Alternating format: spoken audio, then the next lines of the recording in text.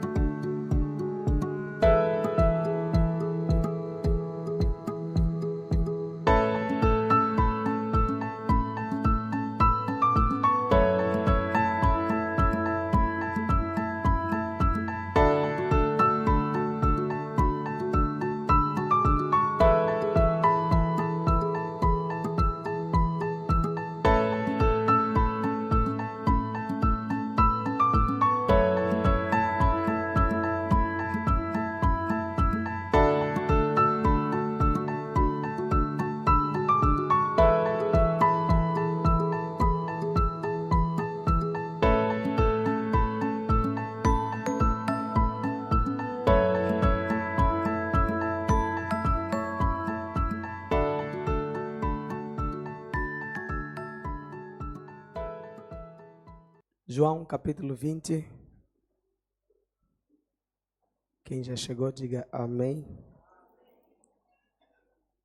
Quem ainda não chegou, está na projeção. Então, vamos ler.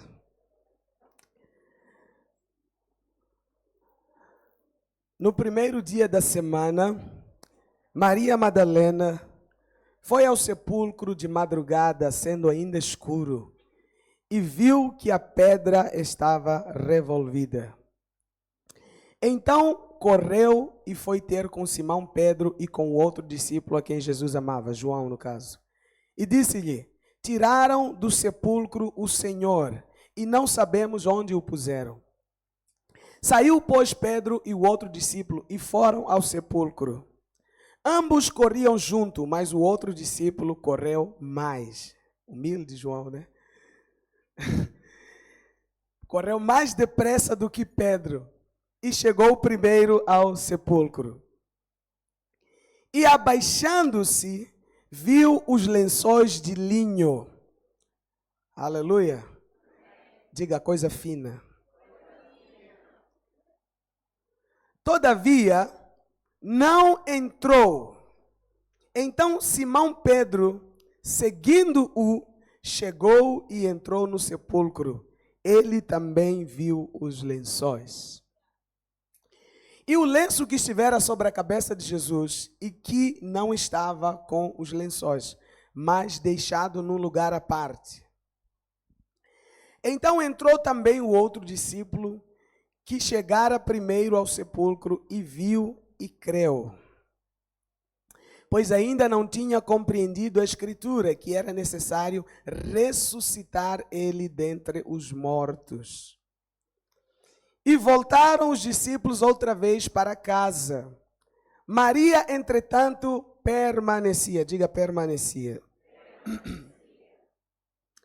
Junto à entrada do túmulo, chorando. Enquanto chorava, abaixou-se e olhou para dentro do túmulo. E viu 2 anjos vestidos de branco, sentados onde o corpo de Jesus fora posto, um à cabeceira e o outro aos pés. Então lhe perguntaram: mulher, por que choras? Ela lhes respondeu: por que levaram o meu Senhor e não sei onde o puseram? Tendo dito isto, voltou-se para trás e viu Jesus em pé, mas não reconheceu que era Jesus. Perguntou-lhe Jesus: mulher, por que choras? A quem procuras? Ela, supondo ser ele o jardineiro, respondeu: Senhor, se tu o tiraste, diz-me onde o puseste e eu o levarei. Disse-lhe Jesus: Maria. Ela, voltando-se, lhe disse em hebraico: Rabone, que quer dizer mestre. Aleluia. Recomendou-lhe Jesus: não me detenhas, porque ainda não subi para o meu Pai, mas vai ter com os meus irmãos e diz-lhes: subo para o meu Pai e vosso Pai, para meu Deus e vosso Deus. Pai, em nome de Jesus, fala conosco, libera a tua palavra em nossos corações, em nome de Jesus, amém. Bom, nós estamos hoje a celebrar a ressurreição do nosso Senhor Jesus Cristo.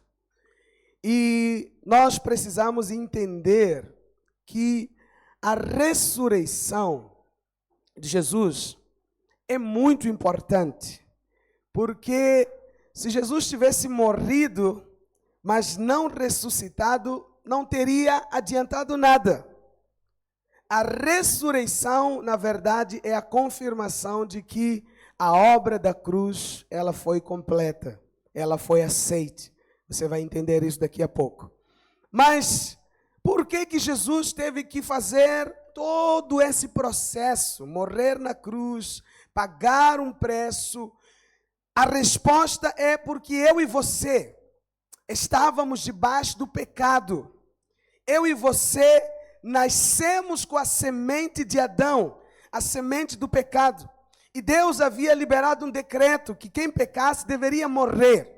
E Deus, sendo justo, tudo que Ele fala, Ele tem que cumprir. Ainda que Ele queira que algo aconteça de maneira diferente, no momento em que Ele fala algo, Ele é obrigado a cumprir a sua palavra, porque a Bíblia diz que Ele zela pela sua palavra para cumpri-la em tudo quanto ela está escrita. Esse é um dos atributos de Deus. Deus é imutável. Deus é sério com o que Ele fala. Se Ele dizer para você que você está abençoado, Ele não vai mudar, porque você estará abençoado. Se Ele dizer para você que Ele já te curou, você pode ficar descansado, porque Ele é fiel para cumprir com a sua palavra. Deus não falha em tudo quanto Ele fala com a sua palavra.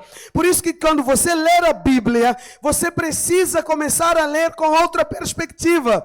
Você precisa começar a ler a Bíblia na perspectiva da palavra de Deus e debaixo da revelação de que o que Deus fala não vai cair por terra, porque se Ele disse, certamente Ele fará. Você precisa começar a ler a Bíblia e se apropriar da palavra de Deus como uma verdade absoluta sobre a sua vida, porque tudo quanto Deus já falou na sua palavra vai acontecer na sua vida. Diga amém.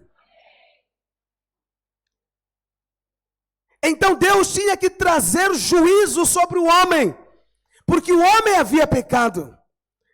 Deus tinha que trazer a sentença sobre o homem, porque o homem desobedeceu.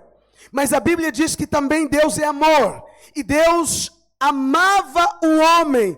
Então aqui havia um conflito entre o amor e a justiça. E a maneira de o amor e a justiça se cumprir foi Deus criar um plano que nós chamamos do plano de redenção.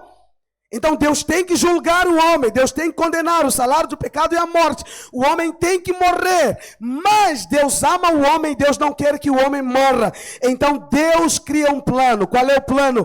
Alguém vai substituir o homem. Alguém vai no lugar do homem, vai sofrer a sentença do homem, a condenação, o juízo, a miséria, a pobreza. E o homem vai ser absolvido e vai desfrutar de tudo aquilo que ele não poderia desfrutar por causa do pecado. Então Deus procurou entre os homens alguém que tivesse competência para isso. Alguém que tivesse as qualificações para poder ser sacrificado no lugar do homem. Mas não havia ninguém, porque todos pecaram, todos carecem da glória de Deus, todos tinham defeito, todos os cordeiros que havia entre nós tinham defeito. Então Deus tinha que encontrar alguém que não tinha defeito. E aí que começou a história da grande descida e da grande subida do Filho de Deus. Porque Jesus decidiu se tornar essa pessoa que poderia pagar o preço pela nossa dívida. Então a Bíblia diz que ele abriu mão da sua glória, que ele se fez semelhante ao homem. E tendo se achado na figura do homem, ele obedeceu a Deus, ele se humilhou até a morte, e não qualquer morte, mas a morte de cruz.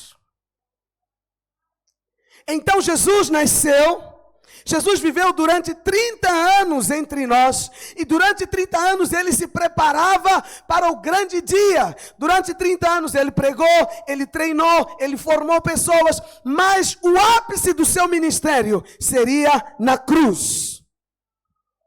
O ápice do seu ministério seria na cruz. Durante a sua jornada, Jesus pregou, fez grandes cruzadas, curou enfermos, ressuscitou mortos. Jesus fez grandes coisas, mas nada do que ele fez se compararia ao que ele faria na cruz.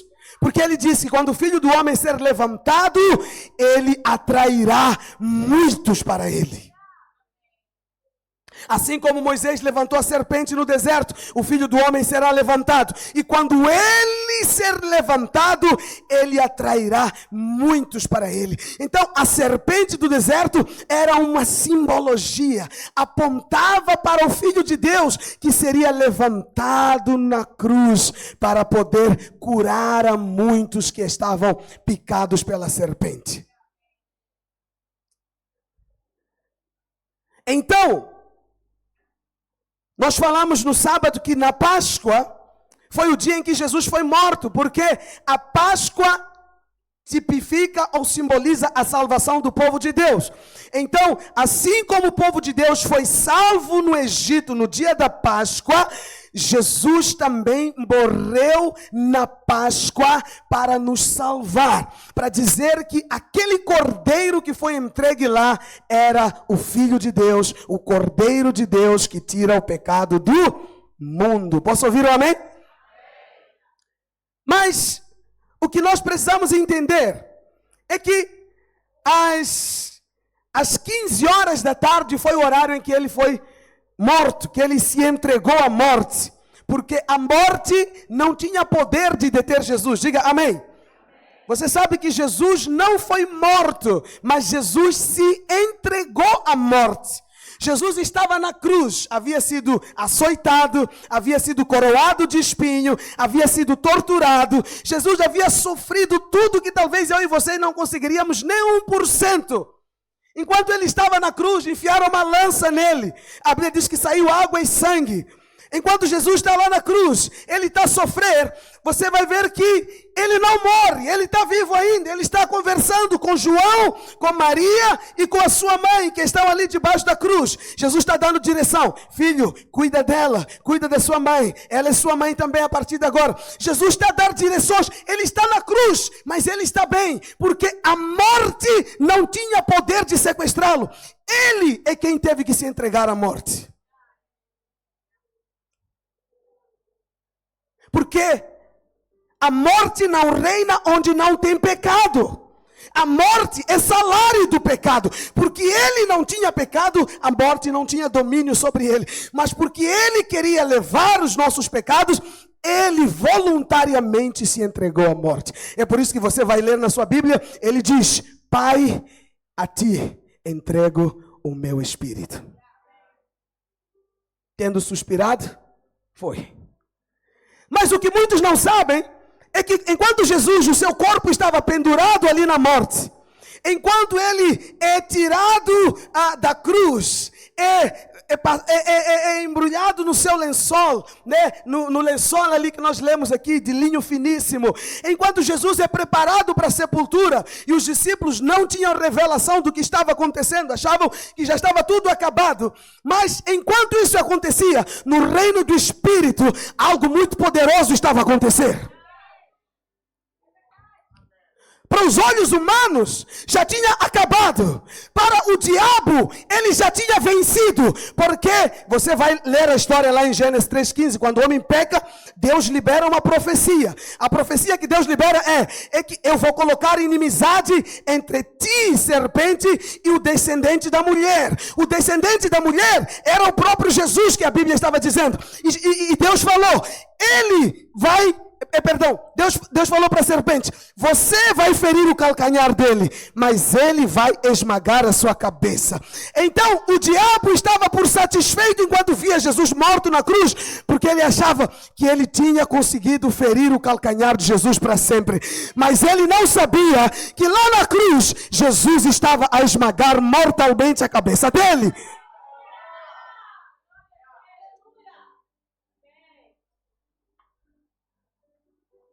Então, do lado de fora, as pessoas estão a chorar. Os discípulos estão a prantear. Pedro está desesperado porque ele negou Jesus 3 vezes. Mas no reino do Espírito, algo poderoso está acontecendo. Os demônios e suas legiões estão aplaudindo e celebrando a sua vitória. Mas o Filho de Deus está...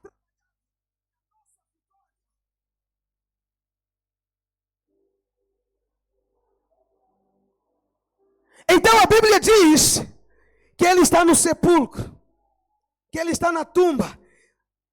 É tão poderoso que os discípulos nem sequer compraram um sepulcro para ele. Eles não entendiam, mas era espiritual. Porque a tumba onde Jesus foi sepultado era emprestada, era de um discípulo, um seguidor, José de Arimateia. Por que era emprestado? Porque ele não ia ficar lá para sempre. Porque ao terceiro dia ele iria sair de lá.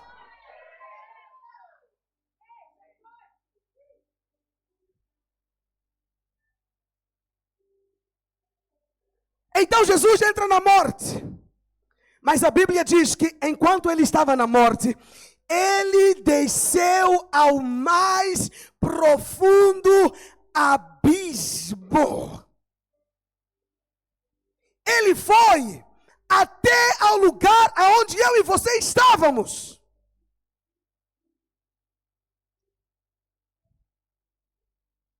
No inferno, na morte eterna. Aonde o diabo planejava nos afligir pela eternidade. Mas a Bíblia diz que Jesus desceu. Ele não somente desceu da sua glória para a terra, mas agora ele desce da terra para o inferno. Por quê? Por amor. Porque ele não queria que você fosse para lá. Porque Deus te amou de tal maneira que ele não quis perder você. Então Deus teve que criar um plano e enviar alguém para poder fazer o sacrifício e a expiação pelo nosso pecado.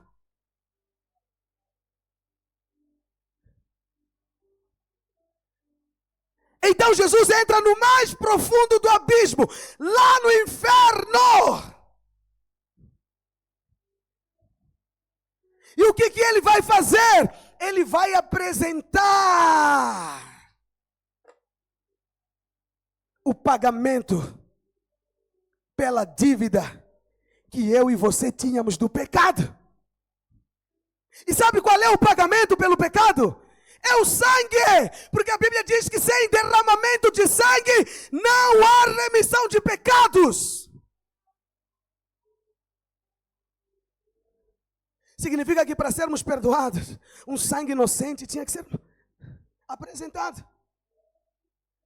Então Jesus vai levar o seu sangue como pagamento da dívida.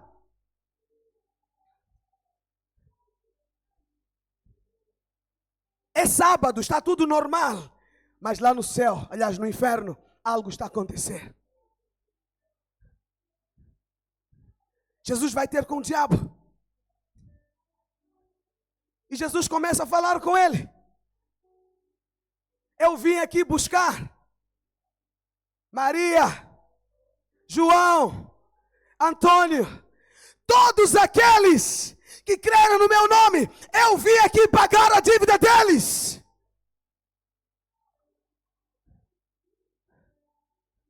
Qual é o preço? É o sangue. Eu já fui morto no lugar deles. Eu imagino a morte olhando para ele, querendo tragá-lo e segurá-lo. Mas porque ele não tinha pecado, a morte não pode detê-lo.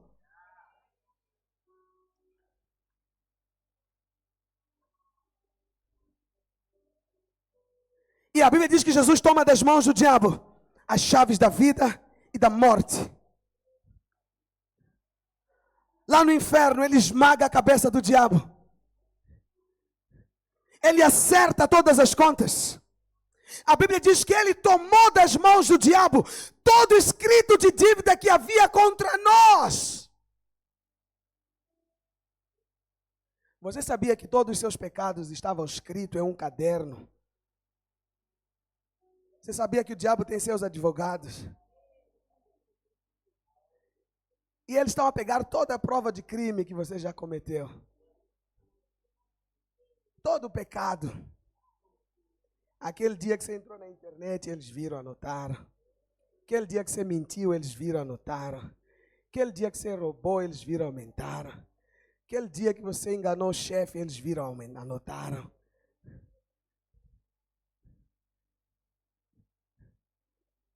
Hã?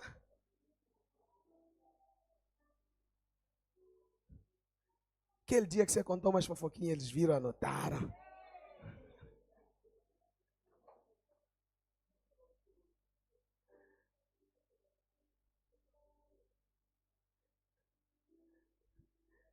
Eles anotaram tudo.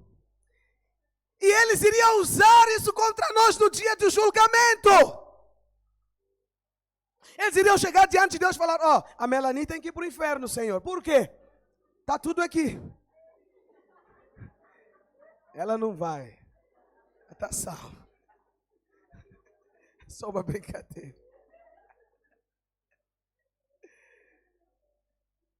Melanie é uma bênção. Aplaude a vida dela, não, Jesus.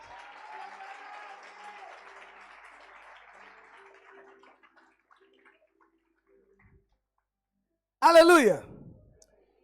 Então o diabo ia usar isso contra nós como acusação. Todos os nossos pecados seriam prova de acusação contra nós. Mas a Bíblia diz que Jesus tomou das mãos do diabo todo escrito de dívida que havia contra nós e expôs publicamente. E ao terceiro dia, ele ressuscitou. Ao terceiro dia, ele voltou à vida. Ao terceiro dia, ele saiu para fora. Ao terceiro dia, a missão estava cumprida. E ele saiu ressurreto de um corpo glorificado. E a Bíblia diz que ele apareceu em primeiro a Maria Madalena. Sabe quem era Maria Madalena? Era a mulher que Jesus havia expulsado dela 7 demônios. Era a mulher que Jesus havia perdoado muitos pecados dela. É por isso que a Bíblia diz que quem é muito perdoado, muito ama. Porque Pedro que disse: eu estou contigo, eu te amo, eu vou com você até onde? Quando lhe perguntaram se era de Jesus, na hora que Jesus foi preso, fugiu. Mas Maria Madalena ficou com Jesus na prisão, ficou com Jesus quando ele está crucificado. Ela está lá debaixo da cruz, olhando para Jesus e falando: meu mestre, meu Senhor, adorando a Jesus. Quando a noite passa, as primeiras horas da manhã, ainda de madrugada, ela vai ao sepulcro para ver o seu mestre.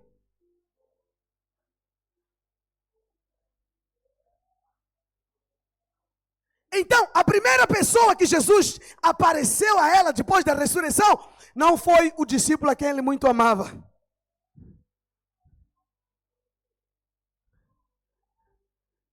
Não foi para Pedro, aquele que cortou a orelha de um soldado para defender o seu mestre. Não, Jesus apareceu para uma mulher. E o que tinha de especial nessa mulher? Ela era pecadora, expulsaram 7 demônios dela, mas essa mulher amava a Jesus, ela era apaixonada por Jesus, ela se importava com a presença de Jesus, ela sabia que ele já estava morto, que talvez depois de 3, 4 dias o seu corpo ia decompor, mas ainda assim ela foi, porque ela dizia em seu coração: se eu puder vê-lo mais uma vez. É tempo de nós nos apaixonarmos por Ele. É tempo de nós desejarmos a presença dEle. É tempo de nós fazermos o que for necessário, nem que seja acordar às 4 da madrugada para ir vê-lo. Nós precisamos apaixonar-nos por Ele. Ela chegou no túmulo. A Bíblia diz que não encontrou ninguém. Correu, chamou os discípulos.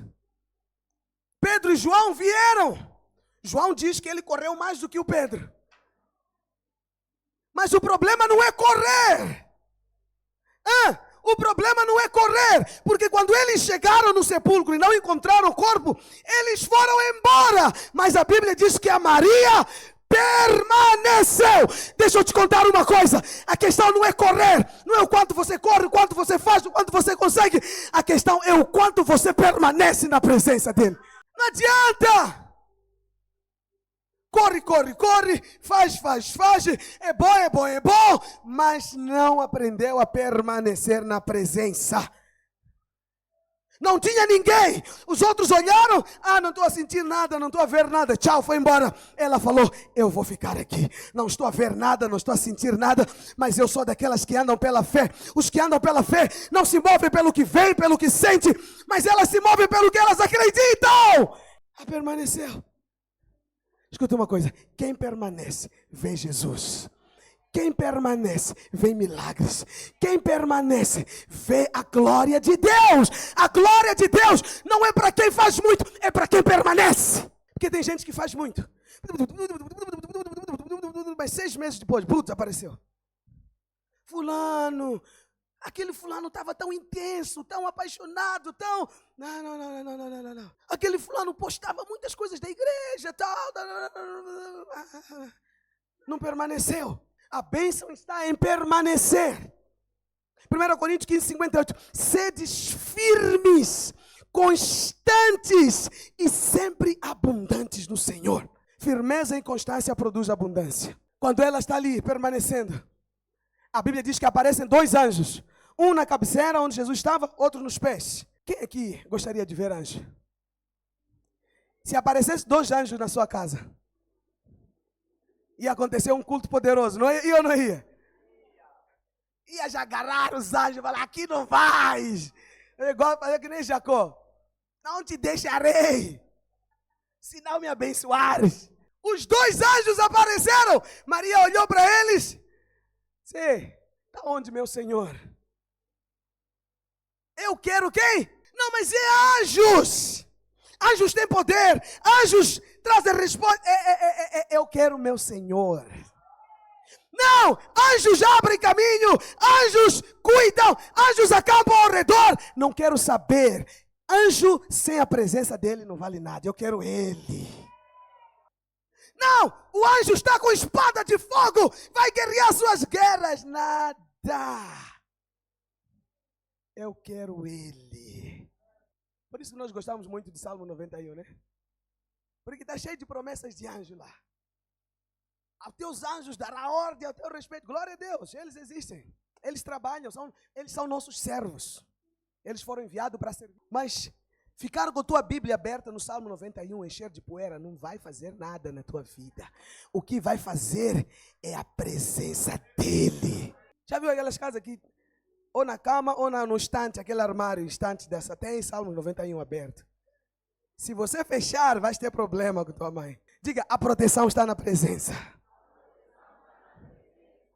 Então a Bíblia diz que Jesus apareceu para ela, atrás dela. Jesus chama Maria. Jesus chama mulher. Ela olhou, pensou que fosse jardineiro, porque Jesus já estava no corpo glorificado. Pensou que fosse jardineiro. Falou, Senhor, onde lhe colocaste? Estou a pedir me trazer, me mostrar onde lhe colocaste. Mas a Bíblia diz que Jesus chamou ela pelo nome. Quando Jesus chamou ela pelo nome, os seus olhos se abriram e ela reconheceu que era Jesus. Sabe por quê? Porque Jesus nos conhece pelo nome. Jesus nos chama pelo nome. Quem está habituado com a presença, ele está acostumado com intimidade. Chamar nome fala de intimidade. Então preste atenção, igreja. Glória a Deus pela Páscoa, porque eu sei que a Páscoa aproxima muitos de nós a Deus. Mas não pode acabar aqui. Precisamos nos apaixonar por Ele todos os dias. Então Jesus aparece a Maria. E Jesus viu que o amor dela é tão grande por Ele. Que Jesus falou, ei mulher, não me detenhas. Se você me amar dessa maneira, vais me deter aqui. Eu ainda não subi para o meu Pai. Aguenta firme. Volta para os teus irmãos e diga para eles que eu vou ter com eles na Judeia. Escuta, o seu amor atrai. Você não parou para se perguntar por que Jesus falou para ela, não me detenhas. Se continuares a me amar desse jeito, a me olhar com esses olhos, has de me deter aqui, eu não posso ficar. Eu tenho que subir. Se apaixone por Ele, aleluia. Então, aqui nós vemos que Jesus ressuscitou. Ele não apenas morreu, mas Ele ressuscitou. Ele está vivo. Escuta, isso é o que diferencia o cristianismo das demais religiões. Porque as demais religiões, os seus deuses ainda estão no sepulcro. Se você for no hinduísmo, Buda está lá. Outras religiões, os seus deuses estão no sepulcro. Anualmente fazem procissões para ir lá visitá-lo. Morto. Não fala. É como diz lá os profetas, né? Tem mão, mas não faz nada. Tem olhos, não vê. Tem boca, mas não fala. Estão mortos. Mas sabe qual é a nossa diferença? É que o Deus que nós servimos, Ele não está morto. Ele está vivo. Se você ir para Jerusalém agora, ir no túmulo onde Jesus foi sepultado, lá na porta vai estar escrito, Ele não está aqui, Ele está vivo. Ele está vivo. Age, fala, abençoa, move, responde, atende, conversa. E pastor, quais são então as consequências da ressurreição? Primeiro, a ressurreição significa que a obra da expiação foi completa. O perdão foi concedido. Se você for ler no livro de Levítico 16, fala sobre a lei da expiação. Então, aí vai dizer que o sumo sacerdote ou sacerdote deveria pegar animais, cordeiros ou bode. Então, ele tinha que impor as mãos sobre o animal, confessar o seu pecado sobre o animal. Depois, o animal tinha que ser imolado. O sangue daquele animal tinha que ser levado para o Santo dos Santos, onde era feita a aspersão e expiação pelo pecado. Então todo mundo que pecasse deveria fazer isso. Mas uma vez ao ano, o sumo sacerdote é quem fazia isso. Mas o sumo sacerdote não entrava no Santo dos Santos. Ele ia para o santo, não entrava no santo lugar. Ele ia para o Santo dos Santos. No Santo dos Santos era onde Deus habitava. era onde estava a Arca da Aliança, que simbolizava a presença de Deus. E em cima da Arca da Aliança tinha 2 querubins, que era o propiciatório. E no propiciatório, onde era colocado o sangue pela a expiação do pecado. Então, uma vez ao ano, o sacerdote fazia expiação pelo pecado da nação. Então, ele matava aquele cordeiro, pegava o sangue e ele ia lá para o Santo dos Santos para poder oferecer. Mas tinha um porém. Antes disso, para o sacerdote tinha que ficar dias a se santificar. Porque no Santo dos Santos, onde a presença de Deus estava, quem entrasse em pecado morria lá dentro. Então, o que o sumo sacerdote fazia? Ele amarrava uma corda no seu pé com um sino. E aquela corda tinha que ser tão comprida que as pessoas lá fora ficavam a segurar. Tipo, se ele cair morto, não podemos entrar lá para tirar, senão vamos morrer também. Então só vamos puxar a corda. Então, enquanto ele andava, o sino fazia barulho. Enquanto o sino fazia esse barulho, eles sabiam, está vivo ainda, está vivo ainda. Mas quando parasse de tocar o sino, era só puxar. Então o sacerdote entrava, fazia o sacrifício. Depois que ele fizesse o sacrifício, se Deus aceitasse, ele continuasse vivo, ele então saía para fora do templo, levantava as suas mãos e abençoava o povo. Durante o ano inteiro o povo vivia debaixo da bênção, porque Deus havia aceito o sacrifício e os seus pecados estavam perdoados. Então, isso é o que Jesus fez. Hebreus diz que Jesus é o nosso sumo sacerdote. Quando ele morreu na cruz, ele entrou no Santo dos Santos para fazer o sacrifício. Se ele não ressuscitasse, significava que ele morreu e o sacrifício não foi aceito. Então, assim como o sumo sacerdote saía e levantava as mãos, ele tinha que ressuscitar para dizer: a obra está completa, os vossos pecados estão perdoados e vocês estão abençoados. Então, Jesus ter ressuscitado significa que Deus aceitou o sacrifício. Ele era um cordeiro apropriado para morrer pelos nossos pecados e os nossos pecados foram perdoados. Diga para alguém: você já foi perdoado. Não há mais pecado em você. Aleluia! A segunda coisa, ressurreição significa que nós fomos justificados. Romanos 5:1, por favor. Diga para alguém: você foi justificado. Justificados, pois, mediante a fé, temos paz com Deus por meio do nosso Senhor Jesus Cristo. Escuta, você não tem paz com Deus por meio do que você faz. Se não tiver Jesus no meio, não tem paz. Então, a Bíblia diz que nós fomos justificados. Sabe o que significa justificar? Justificar significa declarar inocente. Então, vou dar um exemplo aqui. Suponhamos que você é daqui da igreja, você é lá fora, alguém lá de fora. Suponhamos que alguém aparece aí na sua casa, vê sua máquina de lavar bonita e pá, leva. E aí, você põe queixa, ele é preso. 6 meses depois, vai para o tribunal, é condenado. Uma vez que ele está condenado, tem ficha crime, sabe disso, né? É por isso que quando você vai pedir algum documento, pedem-te registro criminal. Querem saber se você tem histórico de crime ou não. Então ele está preso. Mas imagina que o presidente no final do ano começa a querer ser o indulto presidencial, todos sabem, né? É o perdão do presidente. Então o presidente começa a olhar ali as pessoas que cometeram crimes, vê os que não cometeram crime grave, esse roubou máquina de lavar, vou perdoar também. Aí assina o indulto, está perdoado. Você está o quê? Perdoado. Mas isso não muda o fato que se você ir procurar emprego, pedir esse seu registro criminal, o que vai estar lá? Máquina de lavar. Então você foi perdoado, mas não foi inocentado. Então, a justificação significa que Deus não somente te perdoou, mas Ele te inocentou. É por isso que a Bíblia diz que não há mais condenação para aqueles que estão em... Quem tentará acusação contra os eleitos de Deus? Se é Deus, se é Cristo que o justifica. Então significa que Jesus assumiu o seu lugar, Ele foi condenado no seu lugar e você assumiu o lugar de Jesus, o lugar de inocente. Quando Deus olha você agora, Ele não vê mais culpa. você está inocentado.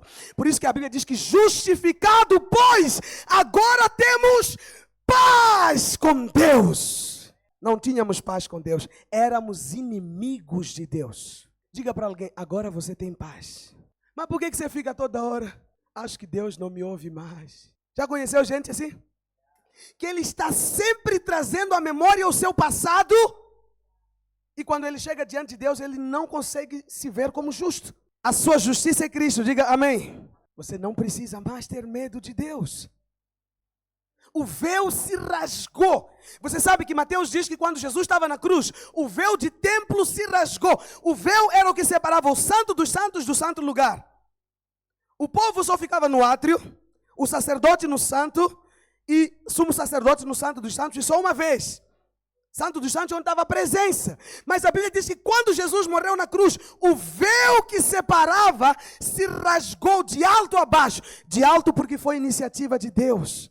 Agora você tem acesso à presença de Deus. É por isso que Hebreus diz, achegai-vos ao trono da graça. Achegai-vos com ousadia ao trono da graça, a fim de receber favor. A terceira coisa, são muitas coisas, mas não vou poder falar de todas.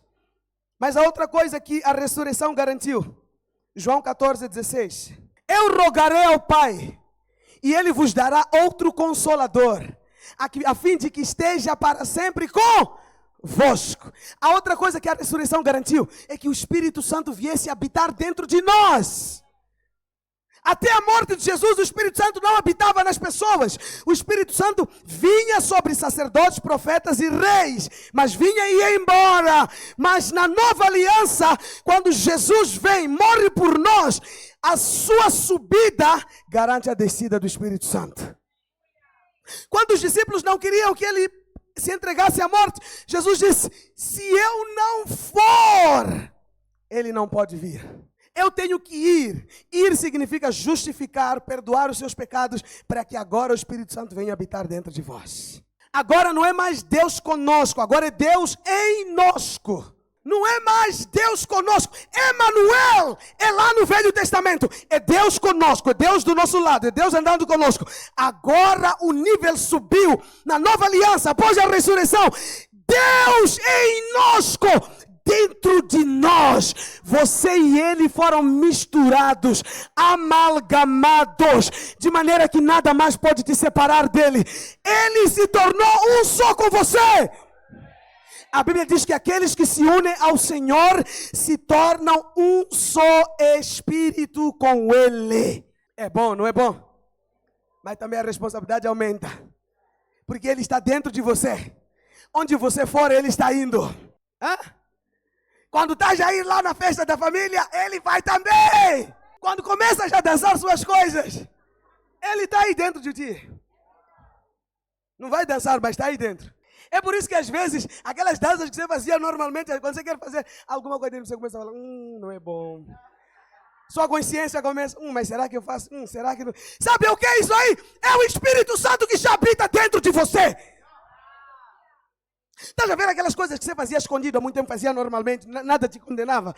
Agora quando você quer fazer uma coisa dentro de você, começa a dizer, será que deve fazer isso aí? Acho que não é bom. Mas não, mas tem que fazer, vou fazer, ninguém está a ver. Aí ele fala, mas não é bom, Deus está aqui. O Espírito Santo já habita dentro de você.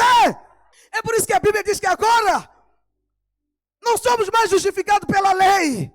Não é mais, tem que fazer isso. Não. Agora é o Espírito, é a lei do Espírito da vida. O Espírito Santo habita dentro de você. Ele te guia, ele te direciona, ele te instrui, ele te ensina todas as coisas. Quando você não souber o que fazer, pergunta para ele. O Espírito Santo é o próprio Deus. Sabe? Nós não entendemos a grandeza disso. Significa que tudo que Deus é vai habitar dentro de nós. Se você precisa de alegria, Deus é alegria, a alegria está dentro de você. Se você precisa de paz, Deus é paz, e a paz está dentro de você.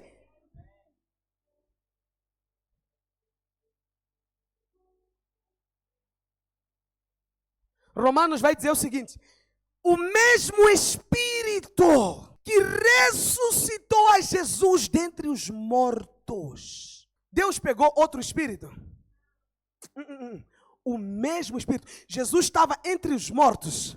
O Espírito de Deus ressuscitou ele dentre os mortos. Venceu a morte. E você sabe que a morte é o fim de todas as coisas.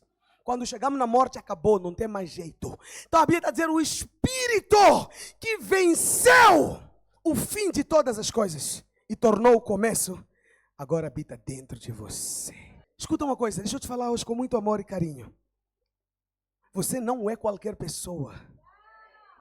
Alô? Você não é qualquer crente.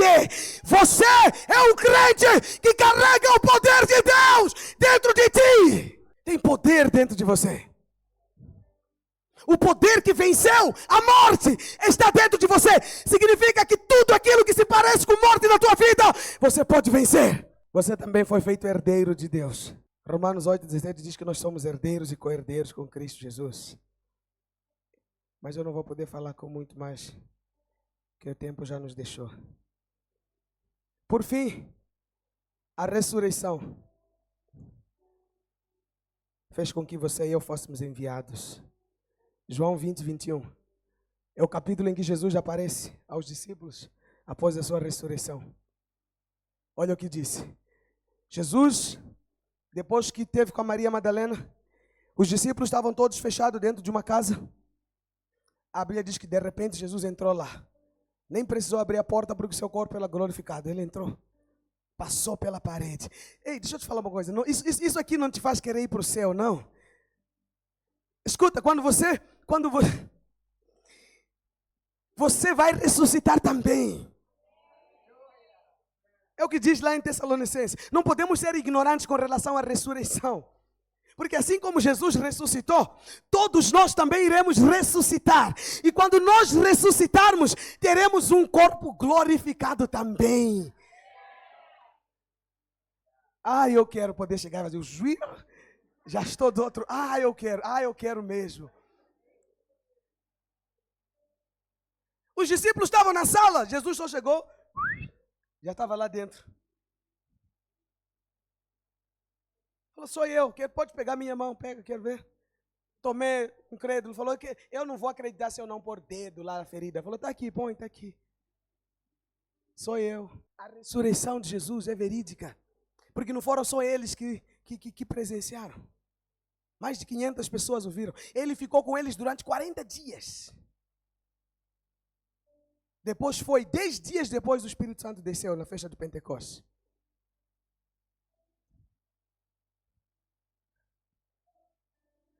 E aí Jesus está sentado com eles na mesa. Jesus fala, agora vamos ter um assunto sério. Disse-lhe, pois, Jesus outra vez, paz seja convosco. Diga para alguém, paz seja consigo. Diga, paz é a sua porção. Todos os dias. Quando você estiver angustiado, alguma coisa está errada com você. Porque paz tem que ser o seu estado de espírito. Entendeu? Nós não oramos para sentir paz. Nós vivemos em paz. Entendeu? É por isso que a Bíblia diz que Ele guia-nos para junto das águas. Quando Deus te guiar, você vai para águas tranquilas. Se a água não está tranquila, não é Deus que está te guiando. E nem adianta. Já viu aquelas pessoas? Estava tudo bem, estava tudo em paz. De repente perdeu paz, está angustiado. Não, pastor, quero orar para sentir ser de Deus, para eu ter paz. Se perdeu paz, Deus já saiu daí há muito tempo. Pastor, mas ele é bonito. Mas eu não estou a sentir uma angústia assim, não sei bem. Quero orar para sentir paz. Meu amigo, a angústia que sentiste já é Deus falando para você, não estou nisso aí, eu. Se eu estivesse aí, estarias em paz. Porque eu guio para águas. Quero ouvir Deus. Perceba a paz no seu coração. Se você estiver em paz, Deus está nisso. Siga, vai em frente. Pastor, quero assinar um contrato, quero fazer um negócio, não sei se eu faço ou não faço. Perceba a paz no seu coração. Paz seja convosco, é Deus dizendo, vai, paz está consigo. Se não tem paz, para o contrato, ainda que seja muito bom, pode te prejudicar lá na frente. Avalie a paz no seu coração. Que nós queremos ouvir Deus, não é assim? Mas você quer ouvir Deus já te chamar Maria, não vai. Pode acontecer, mas é muito raro. Na maioria das vezes, a paz. Outras vezes, um impulso, um constrangimento, tipo aquela sensação de não faz, não vai. Alguma coisa, tá tudo em condições para dar certo, mas alguma coisa dentro de você dizer, acho que não vai.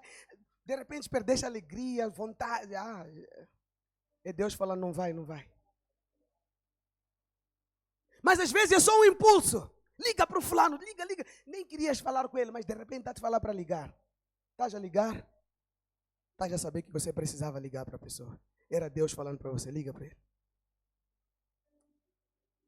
Mas esse é assunto do outro dia, né? Então coloca aí. Paz seja convosco. Assim como o Pai me enviou, agora eu também vos envio.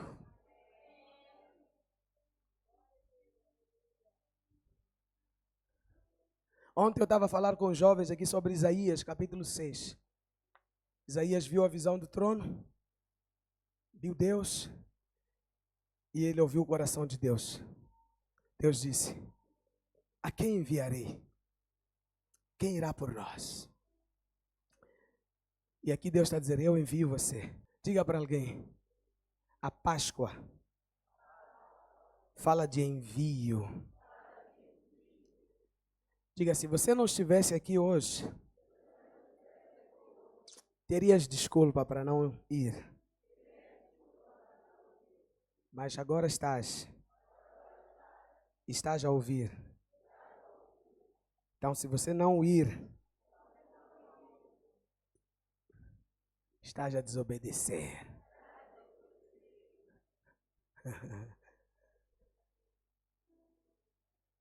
Eu vos envio. Porque preste atenção, a obra está consumada. A redenção está feita. O sangue foi derramado.